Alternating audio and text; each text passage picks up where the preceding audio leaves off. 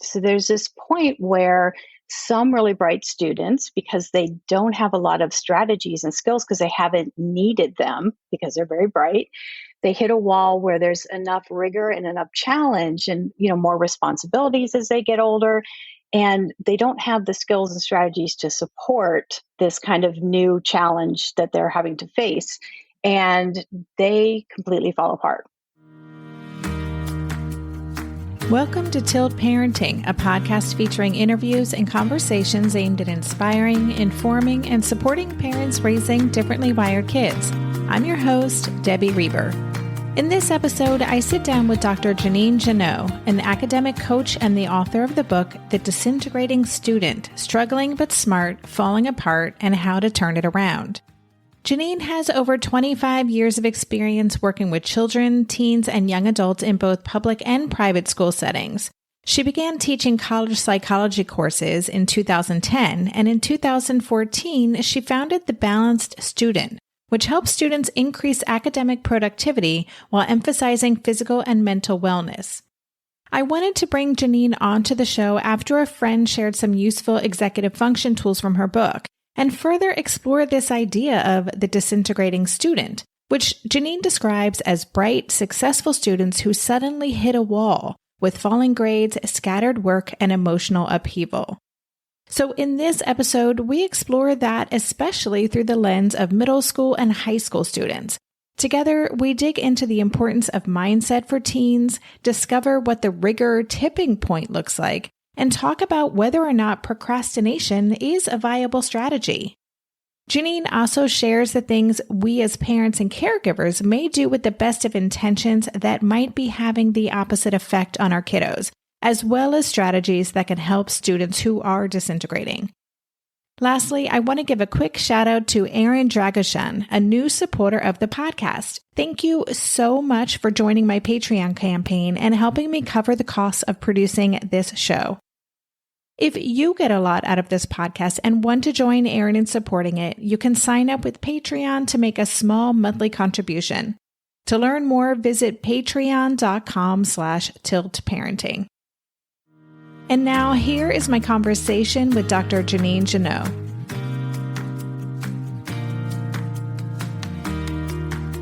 Hey, Jeannine, welcome to the podcast. Hi, Debbie. Thanks for having me. I'm looking forward to discussing your book, which I just read yesterday and really enjoyed it, got a lot out of it, have already implemented some strategies. But I feel like it's a great conversation for this show for my listeners.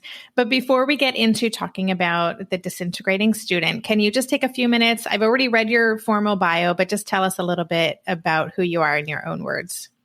So my background is in school psychology and child developmental psychology. And I have 3 kids, my youngest of which is 18 and just went off to college. And why I ended up writing a book is because at some point, it was about 10 years ago, my youngest was in elementary school. My middle kid was in middle school. My oldest was in high school. And I started teaching college. And I had this incredible bird's eye view of education and what was happening with our children. And it wasn't, I was very shaken by what I saw and about the anxiety and the mental health issues coming out of it. So I ended up working with my college students and figuring out they were just overwhelmed. They didn't have a lot of skills. And I worked on trying to help them figure out this new training. They're independent now and they needed some help. So I started coaching.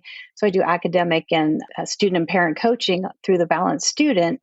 And when I started doing that coaching, I started seeing these students I wasn't expecting to see. It was these high achieving, really bright kids and a lot of kids with executive functioning issues alongside that.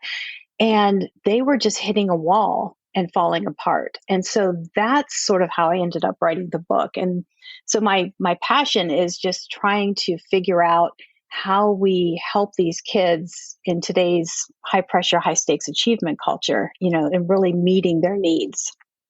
Yeah, it was such a even the term, the disintegrating student, and I want you to define that a little more for us, but that just jumped out at me because it's such a powerful visual, this idea of disintegrating. And you really seem to have captured a different phenomenon than I read a ton of parenting books and a ton of articles and talk to a lot of people.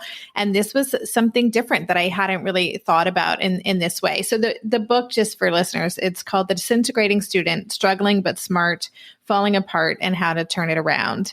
Could you give us a deeper definition of what a disintegrating student is? What do you mean by that?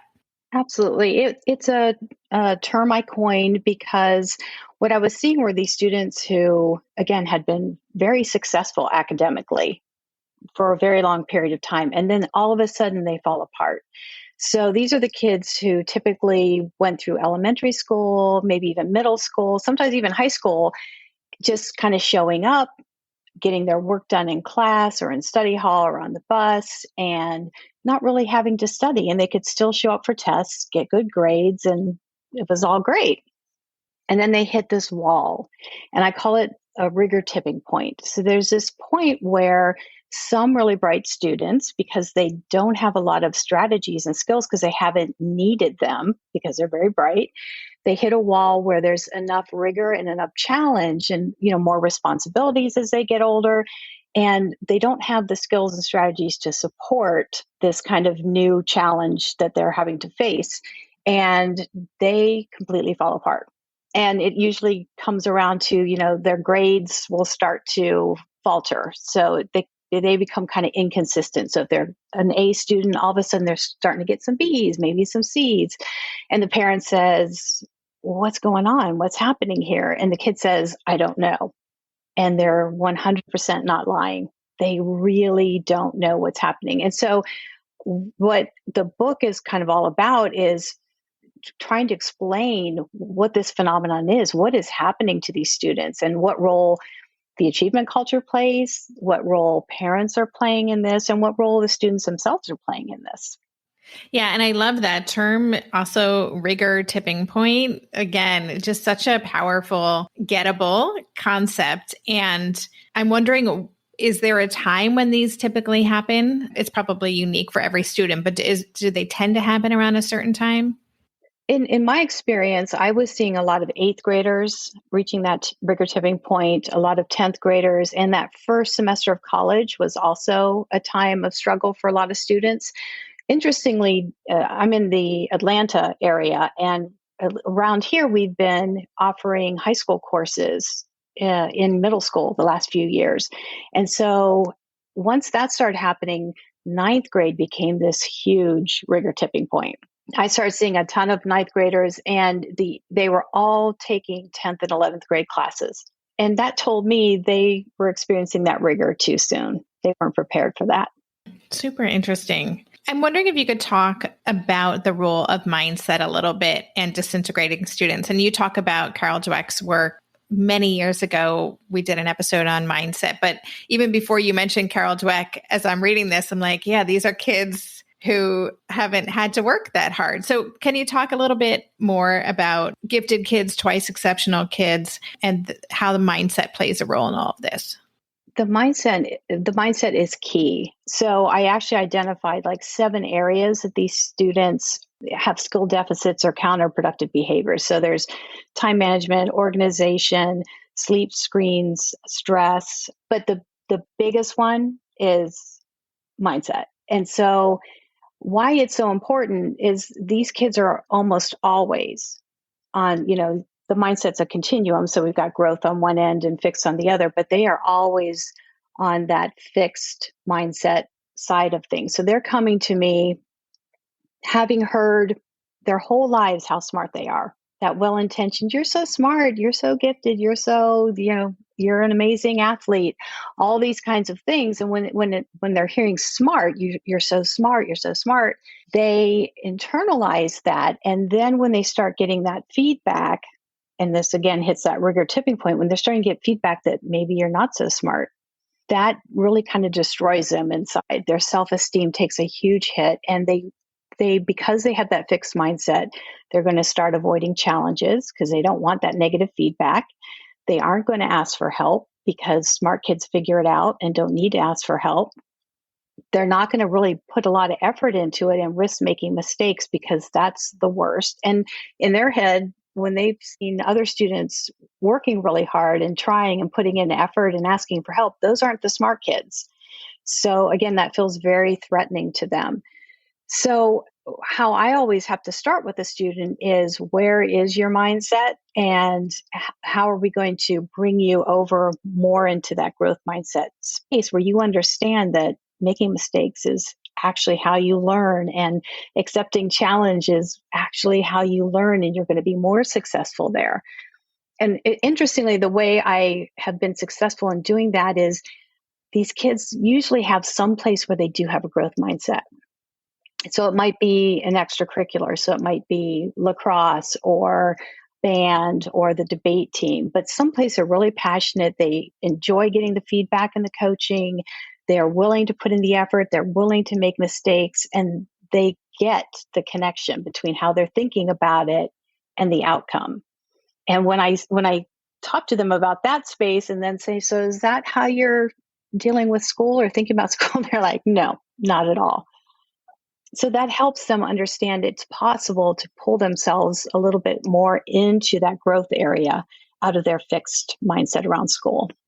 That is super interesting, because as you're talking, I have a recently turned 17-year-old, pretty fixed mindset. And also I can see certain areas around passion, whether it's a coding project or otherwise, where total growth mindset. So I hadn't thought of, I've noticed it, but I hadn't realized how powerful that can be in helping pivot in those other areas.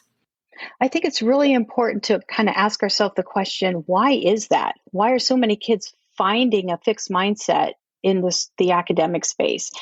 And again, I have to go back to the high pressure, high stakes achievement culture they've been experiencing their whole lives, where what they've taken away is, I need to check the box. It's very data driven. I need to get the grade, turn in the assignment, get the award, get the SAT, ACT score, apply to this college, get accepted to this college. It's all about checking the box and not about learning and growth. And that's what puts them in this space. Yeah. And also, so many of these kids, gifted kids, 2E kids, profoundly gifted kids, their intellect is a huge piece of their identity. And so at an age where they are trying to really sort out their identity and where do I fit in, and then to have that piece challenged, I can imagine is really paralyzing. It's very paralyzing, and that's what ends up happening. So they just kind of stop in their tracks, and it does look like paralysis. And the parents, so at this point, it gets tricky because there's misunderstandings and miscommunications that are happening between the parent and the kid, because the parent's asking what's going on. The kid says, I don't know. They really mean it. And so the parent has a story in their head that, okay, my kid doesn't care anymore. They're lazy. They're not motivated. And they offer, because we love our kids and we want to help. So we offer tutoring. We offer, resources. What can we do to help? And the child doesn't take advantage of that. So we interpret that as, this is in their control. They're deciding not to try. And in the kid's head is a whole different story. The thing I hear most from kids is, my parents care more about my grades than they do me, which is never true. But when you consider how often we talk to our kids about, what did you turn that thing in? What'd you get on that test? What did so-and-so get on that test? Are you going to, that's a lot of what we say to them. And so they're just kind of connecting the dots and saying, clearly this is important to you, maybe more important than I am. So that's one of the things that kids are thinking. They're also thinking that they're no longer smart, which, as we mentioned, kind of scares them a lot. They think it's only happening to them because they're not talking about it to their peers. So they're very surprised when they talk to me to find out, oh yeah, you are so not alone. This is happening to a lot of students.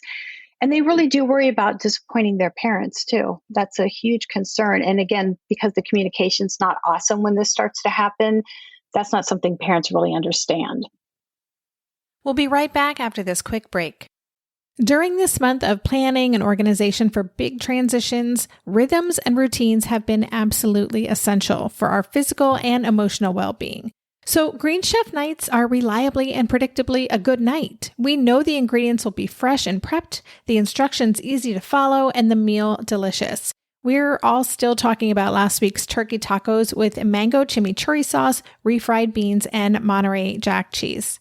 Green Chef contributes to a healthy lifestyle with easy and delicious menus like fresh seasonal salads and grain bowls. And with over 80 weekly meal and market options, plus rotating options to suit a variety of lifestyles, whether Mediterranean, plant-based, calorie-smart, keto, protein-packed, gluten-free, there are always plenty of options to choose from.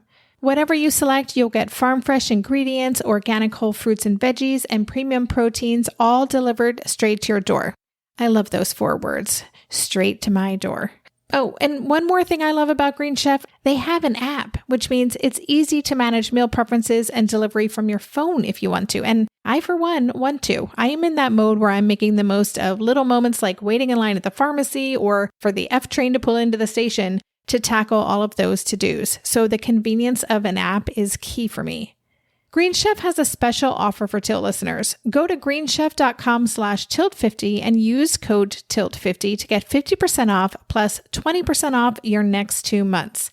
That's 50% off plus 20% off your next 2 months when you use the code TILT50 at greenchef.com/tilt50. Maybe I've watched too many seasons of The Amazing Race, but every time I have to go somewhere on the subway, I treat it like a competition. It's all about making the right gut decisions about which route will get me there the fastest. Sometimes those decisions get me where I'm going early, and other times my gambles don't really pay off. Probiotics can't help with most gut decisions, but if your gut needs a little support, Ritual has your back. Their Symbiotic Plus, a 3-in-1 supplement, has clinically studied prebiotics, probiotics, and a postbiotic to support a balanced gut microbiome. I've been using Symbiotic Plus for about 6 months now, and it's become a core part of my morning routine. I take the mini capsule every morning while making my way through my inbox, whether I'm at home or I'm on the road, because it doesn't need to be refrigerated. And the capsule itself is delayed released, which helps it survive the harsh conditions of the upper GI tract for delivery to the colon, and that's exactly where we want it to go. Ritual invested in a study modeling the human colon, which showed that Symbiotic Plus significantly increased microbial diversity and the growth of beneficial bacteria. There's no more shame in your gut game. Symbiotic Plus and Ritual are here to celebrate, not hide your insides. Get 25% off your first month for limited time at ritual.com/tilt. Start Ritual or add Symbiotic Plus to your subscription today. That's ritual.com/tilt for 25% off. You wrote in the book that some of these disintegrating students may also have learning disabilities. That is certainly going to be the case for a lot of listeners here, especially parents of twice exceptional kids. And you say they're eventually further disadvantaged by their non-typical thinking and learning styles. So can you say a little more about that? Yeah, and it's really unfortunate because I feel like our twice exceptional kids are already swimming upstream when it comes to school. And you throw in, and if they actually are gifted and they're able to compensate and get by up to that point where they hit that rigor tipping point, it's just one more thing to overcome. And oftentimes this is happening after 8 years in the education system, 10 years, and they're just done. And I hear that so often from them that I just want it to be over. I just want to graduate. And then they've got the pressure of, well, I've got to go on to the next stage, which potentially is college. So it's a lot. And what I see in those students is their self-esteem is really, really harmed by this whole process. And there's so much they have to offer. And I try to really reassure them and help them understand their brains and help them see that school is not the ideal place for them to show their awesomeness. It's really not, but there will be a place, and they just have to, almost, I say you kind of have to survive this piece to get to the next place where you can show all your awesomeness off. And I really feel like they need to hear that a lot to be reassured. This is, I can do this and I've got something to offer. And the education system they're in sometimes just doesn't allow that to happen or makes it very challenging. So true. It is so true. So there were, in reading this book, so many little things that jumped out at me. So I hope I'm not kind of taking you all over the place, but there were just certain things that really struck me. You talk about something called the spotlight effect, which is the sense that teens in particular have that attention is being disproportionately directed at them. I thought that was fascinating. And also understood why that might have something to do with why some students disintegrate. And I mean, I'm fascinated with teens in general because I'm raising one and I'm in that space right now. But can you talk a little bit more about the spotlight effect? Yeah, so and again, I think this is a thing that's really helpful for parents to realize and for students to understand. The kind of the intricacies of the adolescent brain. It's a fascinating brain, and it's got so much going on.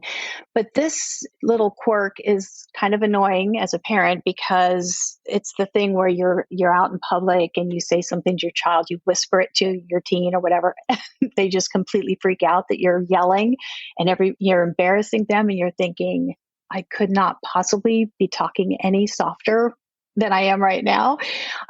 So that's part of how that translates. But how it translates in school is they feel like there is really this, everybody is judging them, everybody is paying attention to them, everybody's worried about what they're doing. And I mean, the irony is every teen is doing that.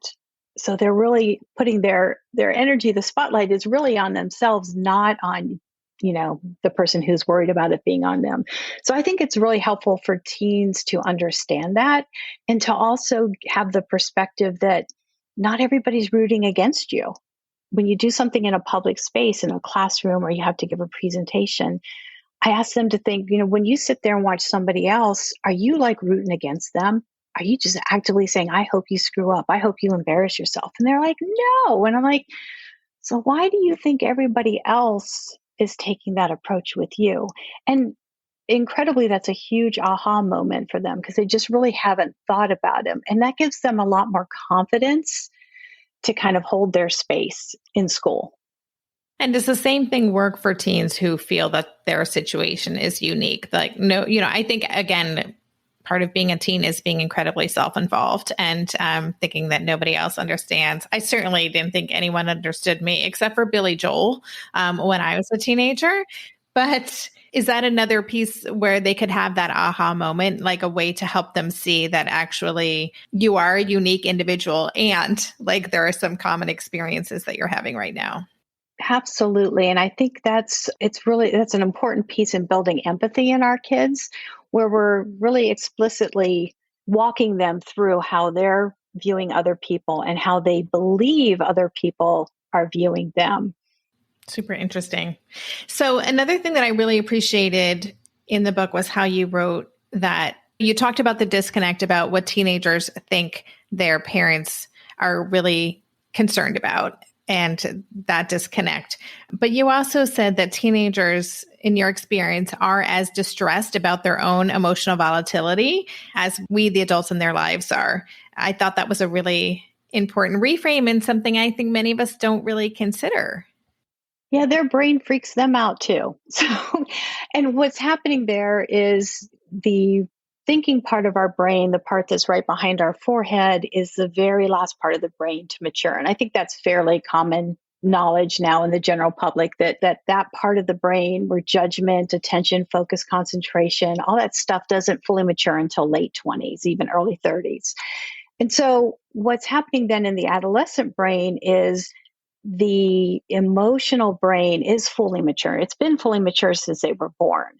But when you have all the brain changes that are going on, puberty, all that kind of stuff, the emotional brain really revs up. And sometimes it just takes off without, the thinking brain just gets shut down and can't put the brakes on it. So that's when they lash out at us. They act impulsively, and they are as taken aback by that as we are sometimes. And they'll even, I've heard students tell me, I feel like I'm going crazy when that happens. So they really do feel out of control. And it does help them to understand kind of a temporary hiccup. This is why it's happening. And to have some strategies around when it does happen. I think parents need that strategy too, of how do you keep it from getting, too out of control? Yeah, I was going to pivot to talking about menopause, but I'm not going to do that. I'm going to spare all the listeners about the emotional volatility of that. That's a whole other podcast. I'm wondering if you can talk a little bit about procrastination. So that is something that many listeners are certainly familiar with as it relates to their kids. You wrote about this study about when people procrastinate, who they actually think is doing the task when it happens. Can you share that? I thought it was really cool. So there's been research that looked at people's brains, the activity in the brain, when you ask them to do something, just do something now. And so a certain part of our brain lights up when somebody asks you to do something right now. And then you say, okay, now think about yourself doing something later. And a whole different part of the brain lights up. And then if you ask them, okay, now think of somebody else doing something. The interesting and surprising thing is the part of the brain that lights up when you think about somebody else doing something is your part of the brain that says, I'll do it later. They're the same. They're the same. So, the moral of that story is when we procrastinate, our brain interprets that as somebody else is going to do it. I found that study super interesting. I had never thought about it that way. And I could see that. And I also wanted to ask, as a follow-up to procrastination, I have certainly heard stories from folks who have kids, particularly kids with ADHD, right, who may struggle with time management.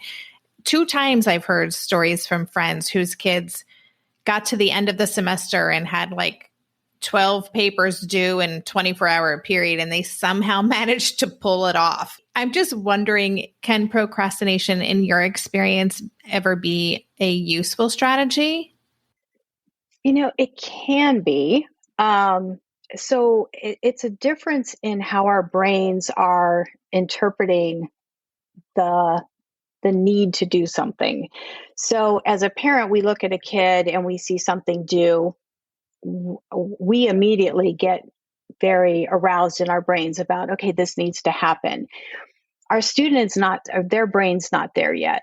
So it takes them longer to get to that point, and it's going to be closer to that due date before their brain cares and starts, pumping out the chemicals to get them aroused enough to do it, to get that motivation piece. So we're not timing it very well between the adult brain and the kid brain. So that's one of the issues. The problem with students doing it is they can oftentimes, again, kind of get by. But once they get in that rigor tipping point area, it can be much more challenging to leave all these things to the end. Now, they may pull it out. They will never have done it probably as well as they could have if they had given themselves more time. That's pretty standard thinking in procrastination. But what I want to stress with students is your future self. How do you feel in those moments when it all comes crashing down? And they'll tell me, and they remember, and they're very explicit about how mad they are at themselves, and they're never going to do it again. So making a connection, helping your student make a connection, your child make that connection to their future self. Okay, so even if that future self is 11 o'clock tonight, so I'll oftentimes sit with students and say, okay, so what do you want 10 o'clock you to be doing tonight? And they'll say, well, I'd like to be in bed by then. I'm like, okay, what will you probably be doing? And they're like, I'll probably be on my phone. I'm like, okay, so how do we connect you with future self? So part of that is just being very explicit with them that what they do, what they decide to do in the moment has this consequence that they have to deal with. Their future self is not some superhero. It's just them more stressed out. And when they visualize that, it's kind of like, oh yeah, that makes sense. And that's just a habit. So that's a thinking habit that I try to kind of ease them into, because I think that helps them then plan a little bit better. Well, I'm happy to hear that, because I do use language similar to that. We'll be right back after this quick break. Hey there, it's Debbie. I love making this show and sharing conversations about how to support our awesome neurodivergent kids. I've seen how even one little insight from an interview can spark a big shift in daily life. But I know that raising complex kids can be messy and lonely. And just when we think we figured it out, something comes up that boots us right back to feeling overwhelmed and stuck. That's why I've poured everything into creating a way for parents like us navigating complex parenting journeys to join together and chart a path that feels positive, hopeful, and doable. It's the brand new Differently Wired Club experience. In the club, you'll get personal support from me and other seasoned parent coaches, 6 live calls every month where you can connect and get your personal questions answered, the opportunity to learn directly from authors and experts like I have on this show, monthly themes for getting specific and tactical, an exclusive private podcast feed, and the best, most generous community of parents. Seriously, these folks show up for themselves and each other, and that right there is really everything. Because it's a daily reminder that we're not alone. Our kids aren't broken, and we have totally got this. The recently rebooted Differently Wired Club is on a brand new platform with its very own iOS and Android app. It is such a great space. However you learn, whatever your style, no matter the ages, genders, and neurodivergent profile of your children, the Differently Wired Club can help you cultivate the positive shifts you're hoping for. Join us today by going to tiltparenting.com/club. That's tiltparenting.com/club. I hope to see you on the inside. Hey, are you a parent of a teenager? Are you feeling overwhelmed about how to be what they need while also holding limits and boundaries that keep them safe? Are you tired of conversations that negate how messy this season of parenting is? Well, I've got you. My name is Casey O'Rourke. I am a positive discipline trainer, parent coach, and the host of the Joyful Courage podcast. Every week, I come to you with an interview digging into tough topics with experts I trust and solo shows that go deep into the personal growth and mindset needed to raise teens in a way that grows them into confident, capable young people. I am not afraid of getting real about the intersection of conscious parenting and the teen years, while also bringing in vulnerability, humor, and lightness. I'm walking the path with you and honored to serve. Listen to Joyful Courage on Apple Podcasts, Spotify, or wherever you consume podcasts. I wanted to ask, you talked about sometimes our kids think we're more concerned about grades. Sometimes we might ask them questions because we're concerned or worried about an assignment. Are there other ways that we as parents and caregivers are contributing to their disintegration that we should be aware of? There are, and they're all well-intentioned.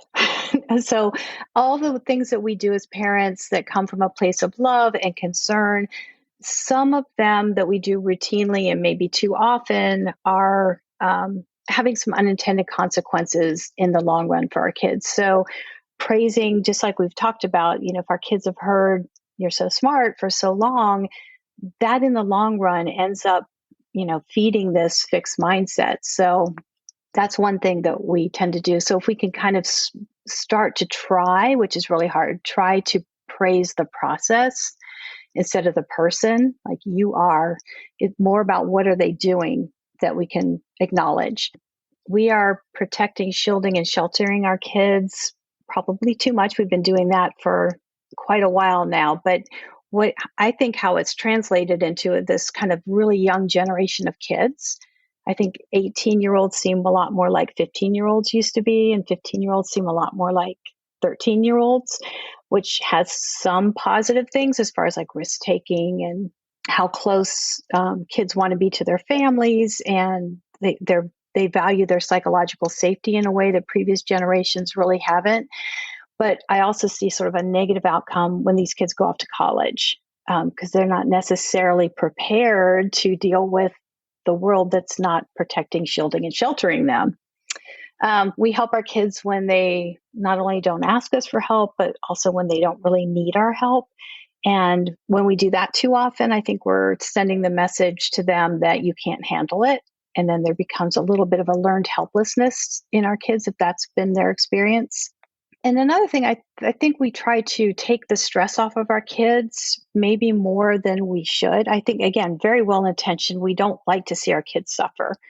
And they are under genuine stress. I mean, school is stressful. Adolescent life is stressful. All the things are stressful. how I think of this is like sitting at the dinner table and saying something like, after dinner, what would you mind emptying the dishwasher? And you get that response back of like, no, I can't possibly empty the dishwasher. I have so much to do. I have homework. And in your head, you're thinking, okay, you were on your phone for 2 hours before dinner. So, but they start to fray. They get that donkey on the edge kind of vibe going. And oftentimes, just to avoid the conflict, we step in and say, okay, do your homework. I'll empty the dishwasher. And I started thinking about that. It's like, I have a lot going on in my days, and a lot of times things will get thrown at me, and it's a stressor, and I don't get to, be a donkey on the edge about it. I don't get to start to fray and say, oh no, I couldn't possibly do this. And again, I think if we do that for our kids too often, they go out into the world that's not going to afford them those opportunities to, get out of it. So I think they need to practice that a lot more, that we need to let them work their way through stress, learn how to cope, take the ups and downs of that. And that's going to build their resilience ultimately to stress. I kind of consider it's almost being like inoculated against stress by having to go through that in a relatively low stakes way in the family. So I think that's one thing that we do well intentioned that's not working out. And the final thing is, I think we tend to prioritize others sometimes in our family before ourselves as parents, and particularly our kids. And when our tank is empty, we just don't have a lot to give, and something has to give there. So it could be, our job, our marriage, our physical or mental health. And I really want parents to think about how to be kind of selfish about taking care of themselves, because that ultimately is great modeling for our kids, that it's important. Self-care really is important. And when I do take care of myself, I'm a way better parent to you. I show up in a better version of myself. Yeah, you are speaking my language. My listeners know I am all about the self-care. I talk about being self-interested, not selfish. And so I appreciate that. I like that. That's better. I was always calling myself selfish. Self-interested. I learned that from a therapist many, many years ago. Changed my life. I have one question just about the tips in the back, which there's 77 fantastic tips, which I have gone through and highlighted many of. But before that, I just wanted to ask a question related to COVID, because I'm assuming you wrote this book, delivered this manuscript probably around the time COVID hit, or maybe you were working on revisions last summer, or I just wonder, you talked about the emotional age of kids and how they're, they might be younger now. And I feel like so many kids also feel and have lost valuable time. And so just any comments on the disintegrating student as it relates to what we've been through in the past year and a half?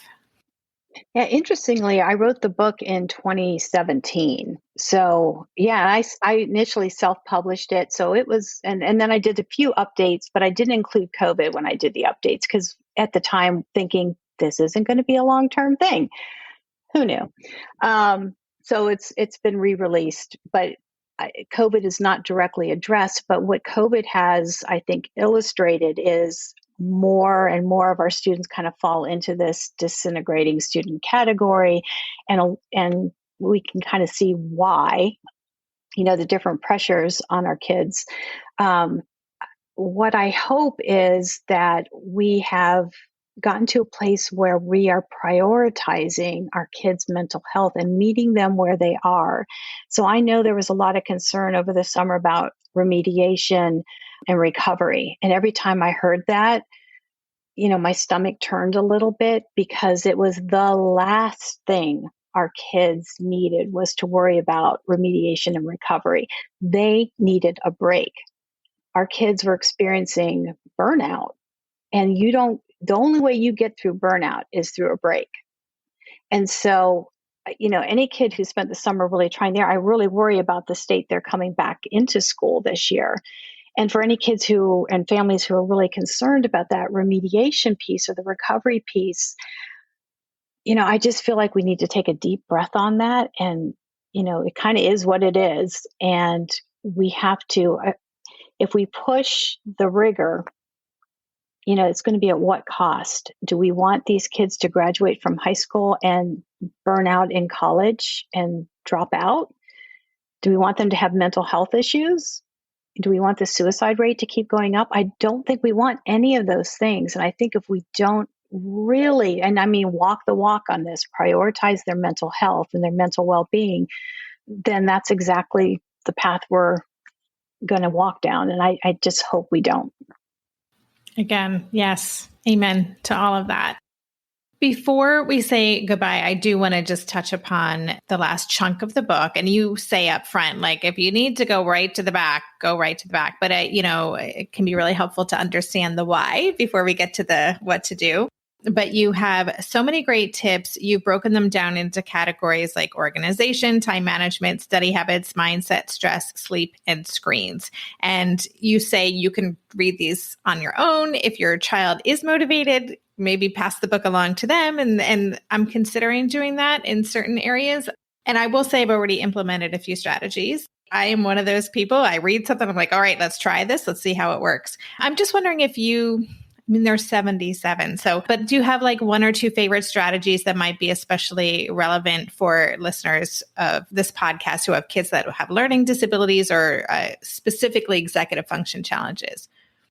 So probably the tip I use most often and start with students, particularly if they have executive functioning weaknesses, but really a lot of our tweens and teens don't have a time management system. So I can't think of anything that's more simple than having a master calendar and a pocket schedule.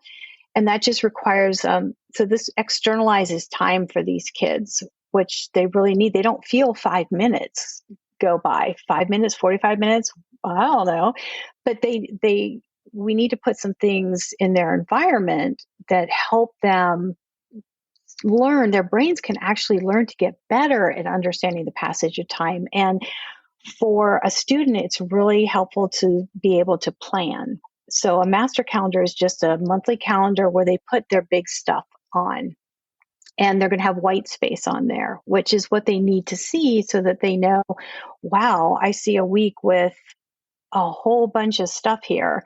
And I need to figure out, going backwards in time, where I'm going to start doing this stuff. So this helps with that question you asked earlier about the kid who waits till the very last minute and has 12 things due.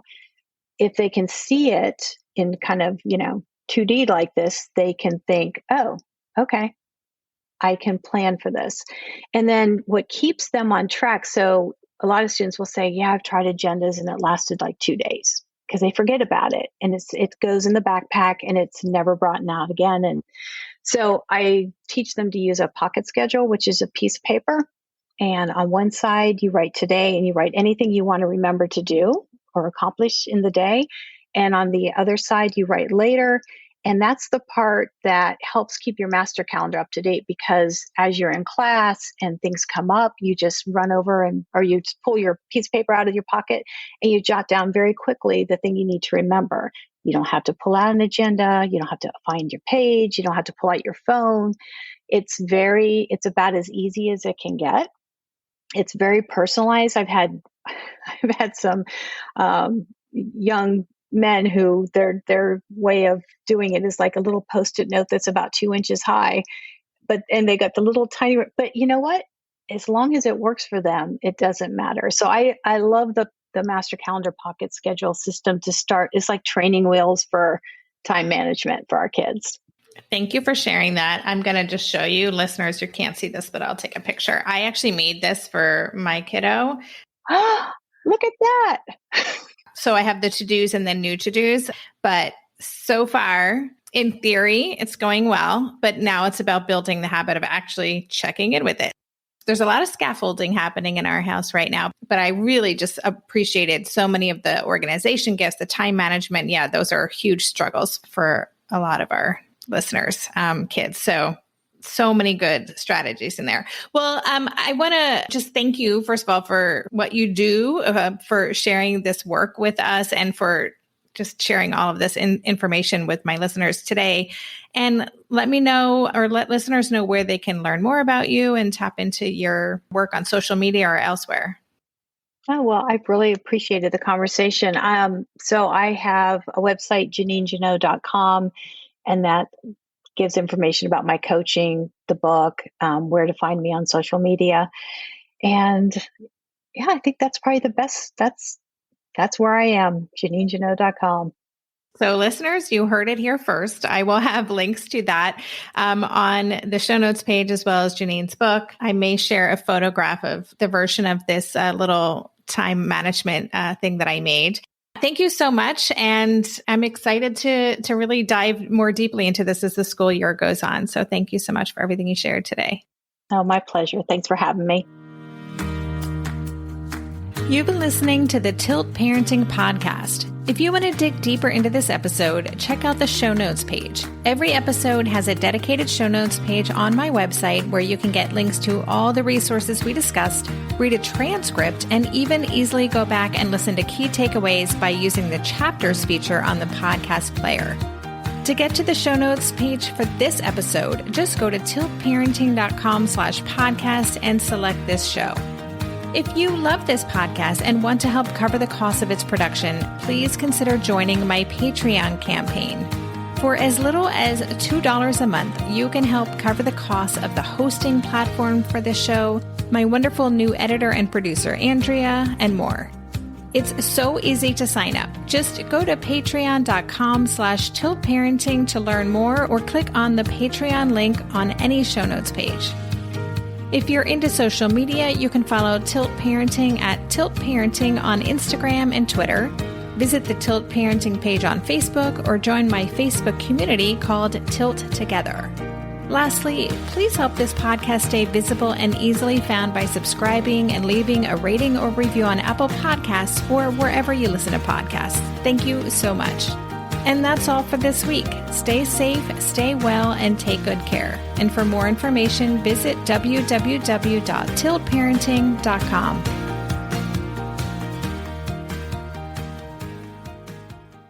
If you're a parent, I invite you to join us at the Mindful Mama podcast, where it's all about becoming a less irritable, more joyful parent. With sometimes hilarious and always thought-provoking experts and friends, at Mindful Mama, we know that you cannot give what you do not have. And when you have calm and peace within, then you can give it to your children. I'm Hunter Clark Fields, and I can't wait to see you there. Listen in to the Mindful Mama podcast.